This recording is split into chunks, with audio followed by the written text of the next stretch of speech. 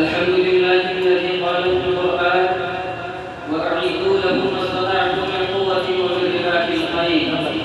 وأصلي وأسلم على النبي الذي كان ربا قويا في حمل الكفاح وبعثه عن النبي الإنسانية وعلى آله وصحبه أجمعين. أما بعد، فيا حضرة رئيس الاحتفال المؤقت وزملائه الدروس والمستمعين، إني أشتاق إلى أن أحضر بين أيديكم في قول موضوع الشيخ المحدث محمود حسن الديوبندي. إن الشيخ محمود حسن الديوبندي رحمه الله تعالى كان نابغة الأنام رائد النهضة العلمية والعملية والسياسية والإخلاقية في شبه القارة الهندية.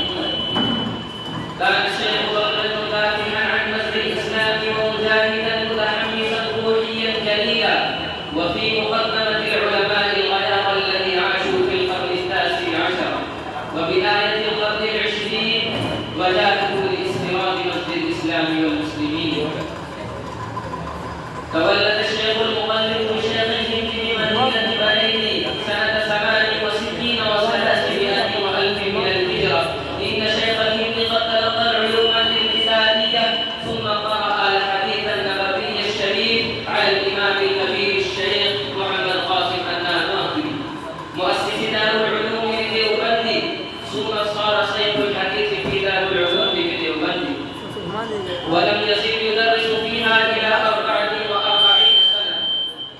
قد بذل شيخ الهند جهوده المضنية في مهنة التدريس، فقد نبغ من تلامذته العارف الكبير الشيخ أشرف علي الثانوي والعلامة شبير أحمد العثماني والشيخ عبيد الله السندي والشيخ حسين أحمد المدني والعلامة مناظرة أحسن الكيلاني والغزاة الآخرون الذين لعبوا دورا مهما في تحقيق توجيهات النبي صلى الله عليه وسلم، وكانت لهم مواقف حاسمة في مواجهة الاستعمار البريطاني. وعلى صعيد آخر، العلامة محمود حسن الديوبندي كان ممتازا في دوره المثالي وجهوده المضنية وتضحياته الرافعة لاستعادة مجد التاريخ الإسلامي والمسلمين.